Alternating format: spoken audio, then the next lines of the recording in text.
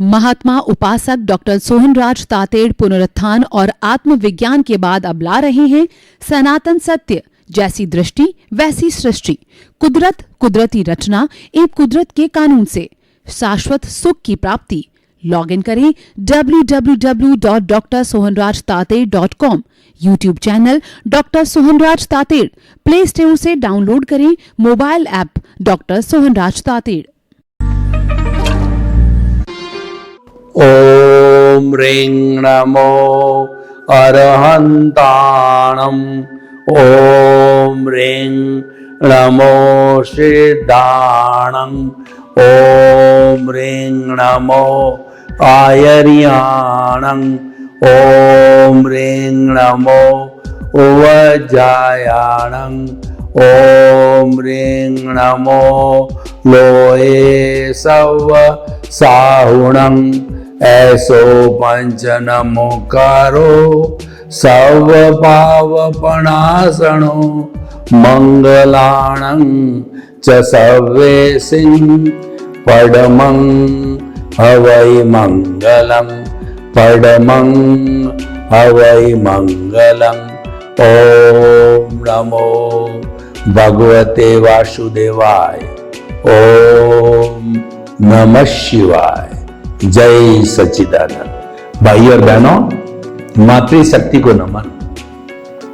आज का हमारा बहुत सुंदर एपिसोड भावनात्मक विकास कैसे करें। भावनात्मक विकास क्या होता है? देखिए कि 5 तरह के स्वास्थ्य होते हैं। स्वास्थ्य कहिए या विकास कहिए तो 5 तरह के स्वास्थ्य होते हैं, और इन 5 तरह के स्वास्थ्य जिसके पास होते हैं उसको WHO वर्ल्ड हेल्थ ऑर्गेनाइजेशन ने संपूर्ण स्वस्थ व्यक्ति कहा है।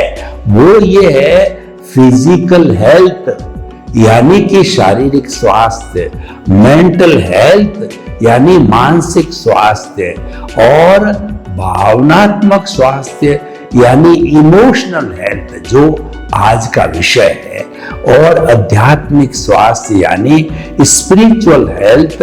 और सबका कंक्लूजन निकालें, जिनकी जो एप्लीकेशन होती है वह सामाजिक स्वास्थ्य, सोशल हेल्थ में होती है कि व्यक्ति किस तरीके से इनकी एप्लीकेशन जो है समाज का एक अच्छा व्यक्ति बन के कर सकता है। तो जैसा आज का हमारा विषय है कि हमारा जो भावनात्मक स्वास्थ्य है इसको कैसे अच्छा बनावे। देखिए 2 स्तर होते हैं। एक तो बुद्धि का स्तर होता है। बुद्धि के स्तर में शब्द होते हैं। हम प्रारंभ से शरीर से चलें तो शरीर हमको जो दिखाई देता है उसके भीतर जो है 5 इंद्रियां हैं। स्पर्शन, रसन, घ्राण, चक्षु, श्रोत्राणि इंद्रियां ही वो द्रवेंद्रियां बाहर देखती है और भावेंद्रियां भीतर काम करती है। बाहर से देखे हुए को भीतर जो है वो संवारती है, सजाती है, इंटरप्रेट करती है, वो भावेंद्रियां कहलाती है। स्पर्शन, रसन, घ्राण, चक्षु, श्रोत्राणि इंद्रियाणि, ये 5 इंद्रियों में स्पर्श इंद्रिय जो है स्पर्श का काम करती है चमड़ी। रसन इंद्रिय जीभ है, वो स्वाद का, सुगंध दुर्गंध का जो है वो परीक्षण करती है। और घ्राण इंद्रिय सुगंध दुर्गंध जो है सूंघने का जो है नाक काम करता है। और चक्षुर इंद्रिय जो आंख है वो देखने का काम करती है। और जो कान होते हैं वो सुनने का काम करते हैं। ये जो बाहर की इंद्रियां द्रवेंद्रियां हैं वो भावेंद्रियों को देती है। और भावेंद्रियां जो है ये सारा जो कहना चाहिए ऑब्जेक्ट है जो उसने देखा है, इस पूरे ऑब्जेक्ट को वह मन को देती है। मन मैनेजर है और मन एक दूत भी है, मन एक सर्वेंट भी है। मन 2 तरह के फंक्शन करता है, मैनेजमेंट भी करता है, और जो मन है वो हमारा भूत भविष्य वर्तमान का भी देखता है।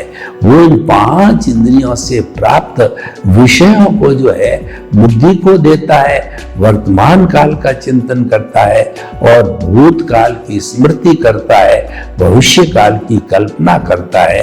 ये जो है सारा मन का कार्य है और मन से जब बुद्धि के पास में जाता है तो बुद्धि जो है ये सारा जो अंतःकरण है, ये हमारी प्रतिष्ठित आत्मा का जो है वो प्रोसेस हाउस है।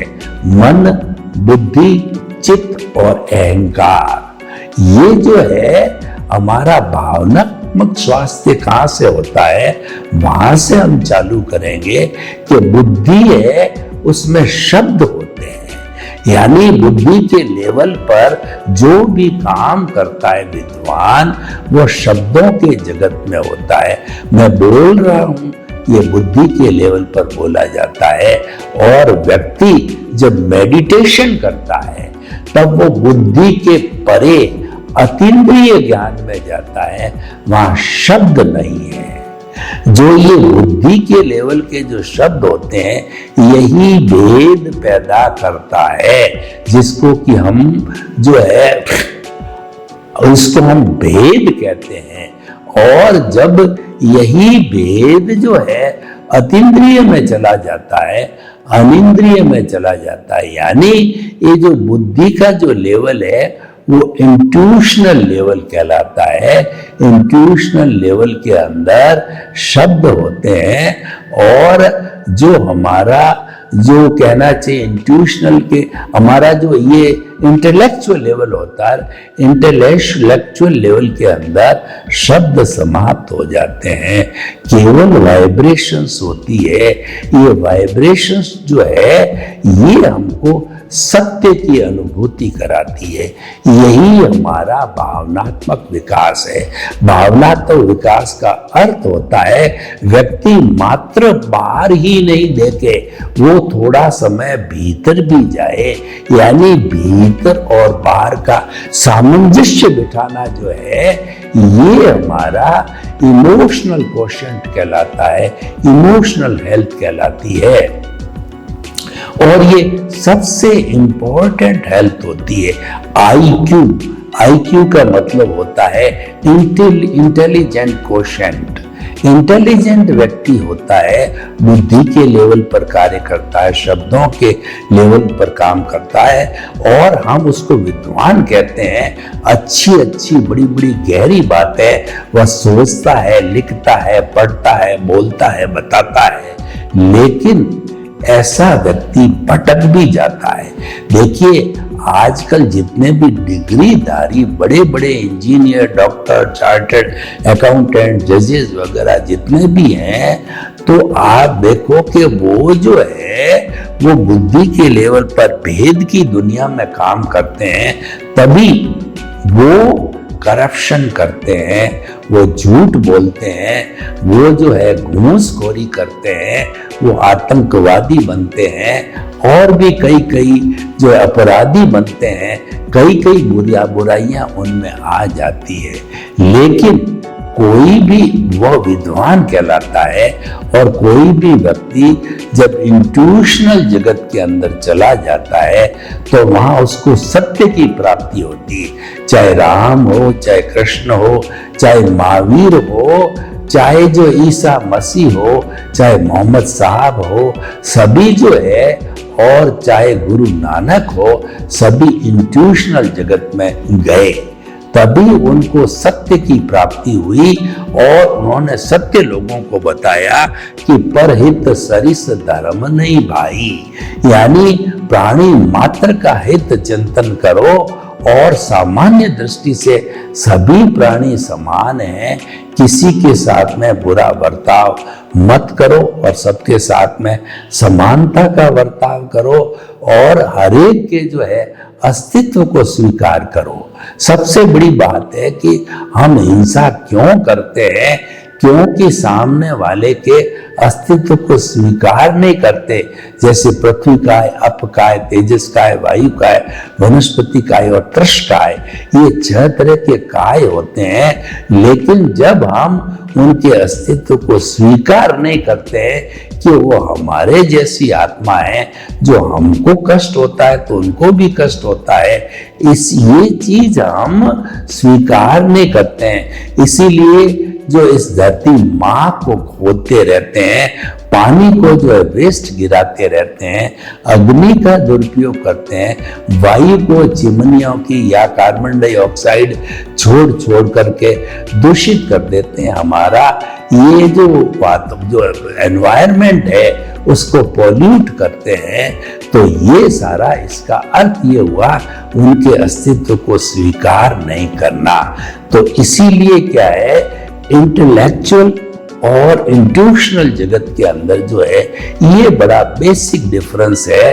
वह पंडित है यानी कोई गलत कार्य नहीं करता, वो संत प्रकृति का व्यक्ति बन जाता है। वो जब जो है जिज्ञासु होता है, ज्ञान पिपासु हो जाता है, वो मोक्ष का अभिलाषी होता है, क्योंकि उसको भीतर से जो है सत्य मिलता है। भगवान जो है, हमारे महात्मा गांधी ने जो ये बताया कि truth is God, God is truth, ये क्यों बताया कि वो जो है जब ध्यान करते, प्रार्थना करते हैं, तब वो इंट्यूशनल जगत में जाकर के और उन्होंने देखा कि सत्य हमेशा एक सा होता है, जो बदलता है वह झूठ होता है। झूठ के कौन होते हैं, एक झूठ को छिपाने के लिए कई झूठ बोले जाते हैं। ये सारा इंटेलेक्चुअल जगत पर होता है। इंटेलेक्चुअल जगत में राग द्वेष होता है, स्वार्थ की भावना होती है। इंट्यूशनल जगत में तीसरा नेत्र खुल जाता है, थर्ड आई खुलती है, जो समता का नेत्र होता है, सबको एक समान समझता है, वो प्रज्ञा चक्षु हो जाता है और वो स्थित प्रज्ञ होता है। गीता की भावार्थ मतलब बहुत बड़ा परिवर्तन जो है इमोशनल हेल्थ वाले के हो जाता है। आज की शिक्षा को देखिए कि आज बड़े बड़े विद्वान जो है हमारे जो है स्कूलों ने, कॉलेज ने, विश्वविद्यालयों की जो पढ़ाई ने बड़े बड़े जो है विद्वान तैयार किए, लेकिन वो विद्वान अनैतिकता करते हैं।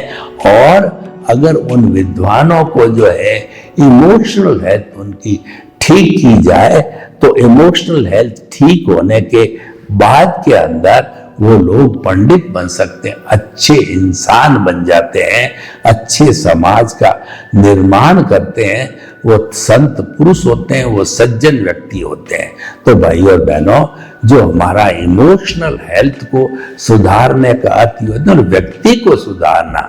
व्यक्ति जब सुधरता है तो वह सब कॉन्शियस माइंड में जाता है जब सुधरता है, क्योंकि सारा जो है फैक्ट्री जो दुनिया की सबसे बड़ी है वह सब कॉन्शियस माइंड है, वह अवचेतन मन है, वह तेजस शरीर है। वहां पे सारा रूपांतरण होता है, वहां पर लेशियाएं होती, वो कलर्ड लेशियाएं बनती है और उन लेशियाओं से भाव बनते हैं, भाव से विचार बनते हैं और वही उस विचार से जो है हमारा कहना चाहिए कि मेंटल हेल्थ और फिजिकल हेल्थ संचालित होती है। तो इमोशनल हेल्थ का जो है संबंध है वो हमारे सबकॉन्शियस माइंड के अंदर से होता है। आपने कभी देखा होगा कि छोटी उम्र 3 साल 5 साल की कोई घटना आपको एकदम याद रह जाती है। वो याद क्यों रहती है? वो बात, वो चित्र आपके जो है अवचेतन मन में जा चुका है, वहां पर उसने स्थान पा लिया है, इस कारण वो भूला नहीं जाता है। ये सबसे बड़ी फैक्ट्री है हमारा अवचेतन मन कि जो चीज इसके भीतर चली गई फिर वह चीज भूली नहीं जाती है, वो हमेशा यादगार रूप में बन के रहती है। तो हम ये कहना चाहते हैं कि हमें इमोशनल हेल्थ को सुधारना चाहिए और आज की जो शिक्षा प्रणाली है जिसके अंदर विद्यार्थी है वो उसके अंदर इसका सुधार किया जाना बहुत जरूरी है। मैं कबीरदास जी की जो है कहावत को कोट करता हूं कि पोथी पढ़ पढ़ जग मुआ और पंडित भया न कोय, ढाई आखर प्रेम का और पढ़े सो पंडित होए। बड़ी बड़ी पोथियां पढ़ ली, बड़े बड़े ग्रंथ पढ़ लिए और ग्रंथों की कॉपी करके थ्योरी के आधार पर जो है वो जीवन का संचालन करते हैं, लेकिन उनके पास अनुभव नहीं है। जो अनुभव जन्य चीजें होती है वो हमारे इंट्यूशनल जगत से आती है, हमारे इमोशनल जगत से आती है। तो इमोशनल जगत का बहुत बड़ा महत्व है और वहां से आई हुई बात जो है पक्की बात होती है, वहां से आई हुई चीज ट्रुथफुल होती है। मैं आपको बताना चाहता हूं कि प्रेम जो है वो इंट्यूशनल जगत में जाने से होता है। इंट्यूशनल जगत कोई हमारा बाहर नहीं है, ये तो भीतर ही है, दोनों जगत भीतर ही है।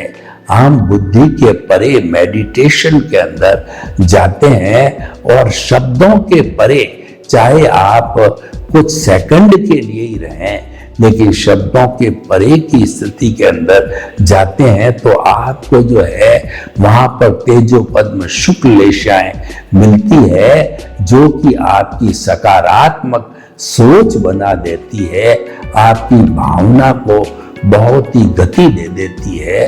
तो इसीलिए मेडिटेशन का हमारी भारतीय संस्कृति में बहुत ऊंचा स्थान दिया है और इमोशनल हेल्थ यानी भावनात्मक विकास को पैदा करने के लिए मेडिटेशन का बहुत ऊंचा स्थान है।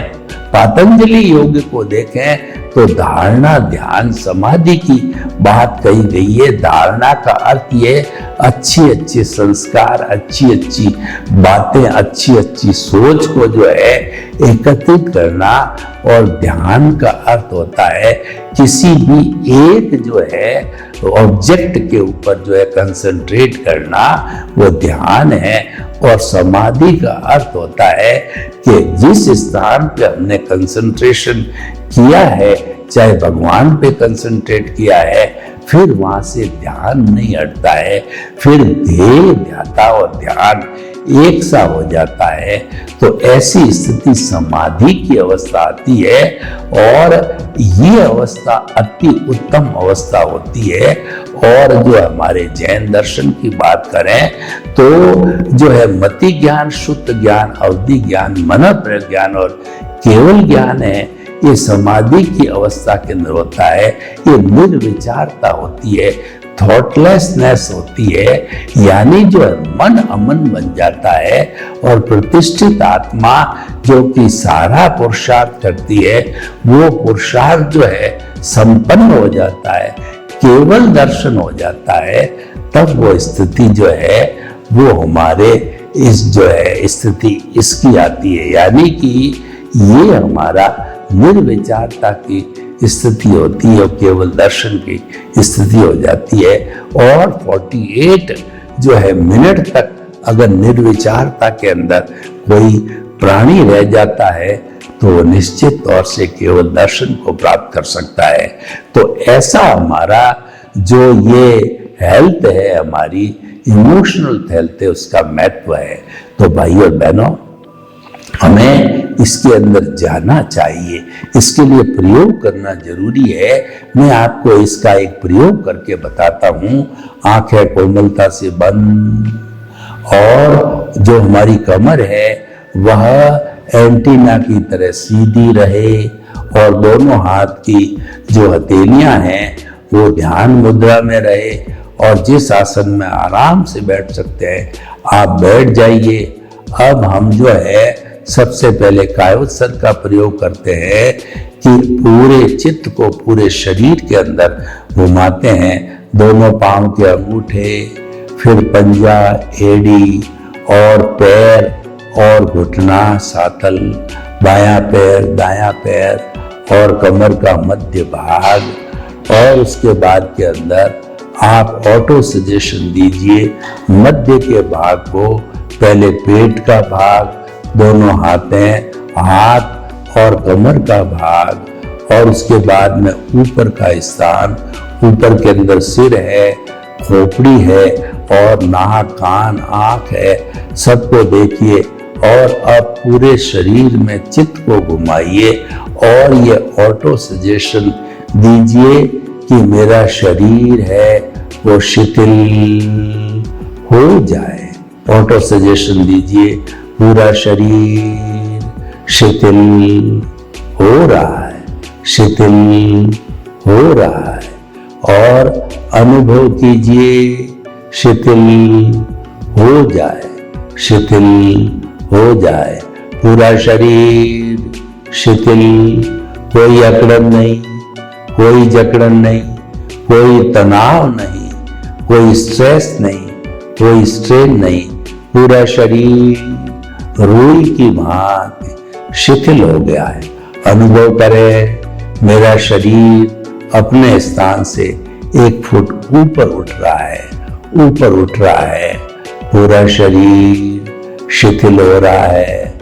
और अब जो है वो अपने श्वास को शिथिल कीजिए, दोनों जो है वो नथुनों के बीच के अंदर जो हमारे चित्त को केंद्रित कर दीजिए और श्वास आ रहा है उसको लंबा लीजिए, लंबा श्वास, गहरा श्वास, शिथिल श्वास, श्वास आ रहा है, श्वास जा रहा है, लंबा, गहरा, शिथिल, श्वास शिथिल, शरीर शिथिल। अब हम जो है भावनात्मक विकास का प्रयोग करेंगे। श्वास को देखते रहिए, आते जाते श्वास को देखिए, कोई प्रतिक्रिया नहीं, श्वास आ रहा है, जा रहा है। अब आप जो देखिए मेरे शब्द धीरे धीरे गायब हो रहे हैं। मैं शब्दों से परे अशब्द की स्थिति में जा रहा हूं। वाइब्रेशन ही वाइब्रेशन दिखाई दे रही है। देखिए कि 3 तरह की वाइब्रेशन आ रही है। पहली चमकता हुआ पिंक कलर की वाइब्रेशन आ रही है, ये हमें शांति प्रदान करती है। दूसरी जो वाइब्रेशन है वो चमकता हुआ हल्दी के कलर की प्राप्त हो रही है, ये हमें आनंद की अनुभूति कराती है। तीसरी शुक्ल चमकता हुआ सफेद ट्यूबलाइट जैसा कलर, ये जो है वाइब्रेशन जो है हमें प्योरिटी की, मुक्ति की, इमोशनल हेल्थ का ज्ञान करा रही है।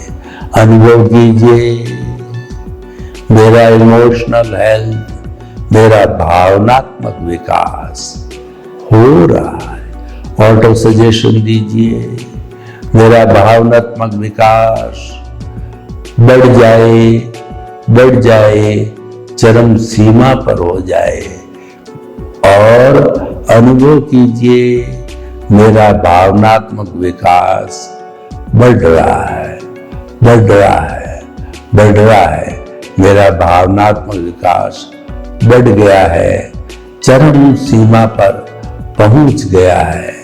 और अनुभव कीजिए कि मैं वाइब्रेशन के जगत के अंदर तेजो पद्म शुक्ल एशिया का वाइब्रेशन में अपने आत्मा की अनुभूति कर रहा हूं। ऐसा अनुभव हो रहा है चारों तरफ आनंद का झरना बह रहा है, आनंद का दरिया है।